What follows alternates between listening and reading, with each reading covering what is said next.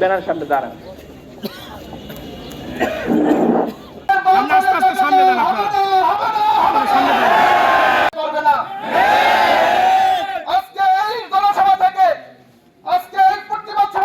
আব্দুল কুদ্দুস দান করেছেন, তারপরেও তারা বাংলার মাটিতে আজকে এই সাদী পন্থা কাজকে চালিয়ে যাচ্ছে। সমস্ত মানুষকে ইসলামের পথে আনার জন্য, জান্নাতের পথে আনার জন্য, আল্লাহ রাসূলের সাথে সম্পর্ক করার জন্য মেহনত চলতেছে। এই জন্য এই মেহনতকে নিঃস্ব ধ্বংস করার জন্য, এই মেহনতকে ক্ষতি করার জন্য এরকম যারা মেহনত করতেছে এরা ইসলামের শত্রু, এরা ইসলামের শত্রু, এরা ইসলামের শত্রু, এরা কখনো ইসলামের বন্ধু হইতে পারে না।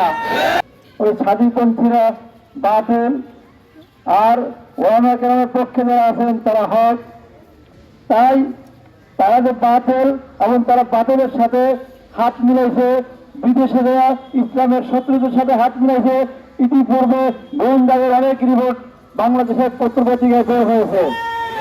সাদপন্থীরা ভারতীয় সাদ সাহেব অথবা নিজামুদ্দিনের অনুসারী 2018 সালের 1 ডিসেম্বরের ন্যায় আবারও প্রশাসন, সমন্বয়ক সহ স্বরাষ্ট্র মন্ত্রণালয়ের সিদ্ধান্তের কোনো তোয়াক্কা না করে সম্পূর্ণ সন্ত্রাসী কায়দায় গত 18 ডিসেম্বর 2024 তারিখ রাত্র 3 ঘটিকার সময় আমলরত মাদ্রাসার ছোট ছোট হাফেজে কোরআন, ওলামায়ে কেরাম এবং সাধারণ তাবলীগের সাথীদের উপর হামলা করেছে।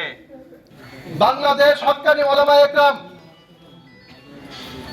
যাদেরকে বাতিল বলে, ভ্রান্ত বলে ফতোয়া দিয়েছেন, যাদেরকে পথভ্রষ্ট বলে ফতোয়া দিয়েছেন, তারা 2018 সালের 1 ডিসেম্বর সন্ত্রাসী কার্যকলাপে টুঙ্গির ময়দানে নিরীহ সাথীদেরকে, মাদ্রাসার তলাবাদেরকে এবং হক্কানি ওলামায়ে কেরামদেরকে অতর্কিতভাবে তারা হামলা চালায়।